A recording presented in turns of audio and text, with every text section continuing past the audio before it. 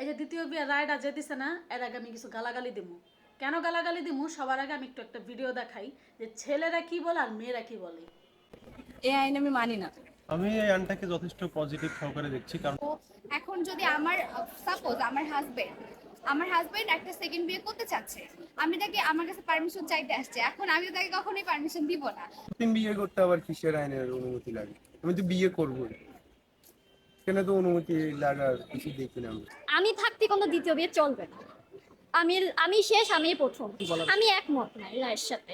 না, এই বিষয়টা খুবই ভালো দেখতেছি, কারণ হচ্ছে আমি বিয়ে করবো আমার ইচ্ছা। আমি আমার আগের পারমিশন নেওয়া না নেওয়ার কোনো ব্যাপার না। আমি আমার মনের মতো বিয়ে করবো, আমি যাকে মন চায় তার বিয়ে করবো, যে করে মন চায় বিয়ে করবো। কজ আমার পারমিশন দিতে হবে। এখন শয়তান বেটা যদি আমার পারমিশন ছাড়া বিয়ে করে ফেলে তাহলে তো সমস্যা হয়ে যাবে। সব বিয়ে করতে হলে আমার পারমিশন দিতে হবে, আমি তো দিব না। আমার মতে তাদের জন্য, অর্ধেক জনসংখ্যার জন্য এই জিনিসটা ভালো। কোনো মেয়েরা চায় না যে তার স্বামীকে ভাগ দিতে।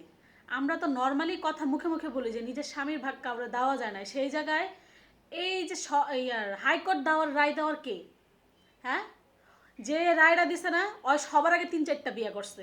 ওই বিয়ে করছে, ওর বউ মানে না দেখা ওই এই নিয়মটা বাই করছে। মানে আর কিছু পাইল না। সে যদি আমি ধরি, সে যদি ইসলামে ধরেও যদি সে রায় দেয়, তো ইসলামে তো বলা আছে 4টা বিয়ে করা জায়েজ আছে। আচ্ছা, সেটা কাকে কাকে করতে পারবে? নিজের পছন্দ মতো করতে পারবে না। বিধবা নারী, অসহায় নারী, বয়স্ক নারী। তা আপনি এদের ছাড়া এখন আপনি মন মতো সুন্দরী দেখা, পরিপাটি দেখা একটা মাইয়া বিয়া করবেন, তেলে গইব নাকি? যে রায়টা দিছে ভাই, এরে মনটা কয় যায়া এই রায়টা দেওয়ার কে? হ্যাঁ, ওই দেওয়ার কে? আমগো জামাইরা আমরা কার কাছে বিয়া দিব না দিব সেটা আমাদের ব্যাপার। হ্যাঁ, বলার কে? প্রত্যেকটা ছেলে বলতেছে যে ভালো করছে রায়। বা একটা ছেলের মুখে থেকে শুনলাম না যে না, কাজটা ঠিক হয় না, একটা বউ নিয়ে থাকি, একটা বউ নিয়ে সংসার করি, একটা নিয়ে সারা জীবন পার করি। নর্মালি একটা ছেলের চাইতে একটা মেয়েদের উপর অত্যাচার বেশি হয়, তারা এটা জানে না। হ্যাঁ, একটা ছেলে যে শক্তি, তার এক গুণও মাইয়া গুণাই শক্তি, ওগুলোকে কি পারা যায়? মারামারি করে পারা যায় না, ঝগড়া করে পারা যায় না।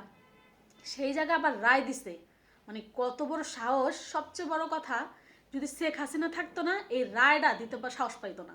কারণ সে একজন নারী, সে নারীদের কথা বুঝে, কষ্টটা বুঝে। আর যেই যে রায়টা দিছে না, ওই একটা বেড়া, ওই বেড়া দেখে এই রায়টা দিছে। আর ওই 3-4টা মিনিমাম বিয়া করছে, নাহলে সে এভাবে কথা বলবে কেন? হ্যাঁ, এখন অনেকে বলতে পারেন আইনকে সম্মান দেন।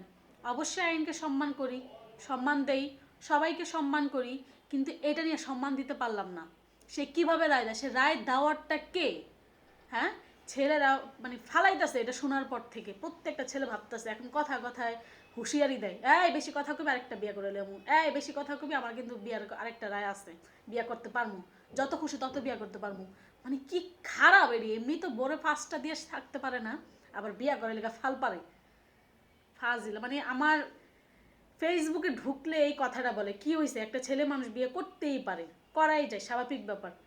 নর্মালি তো মেয়েদেরকে তোরা 5টা দিয়ে রাখতে পারস না, তোরা আবার বিয়া করবি আরেকটা। হ্যাঁ, হতিনের ঘরে হতিন বিয়া করবো গো, মেশিনটাকে ঢিল করে দিয়াম।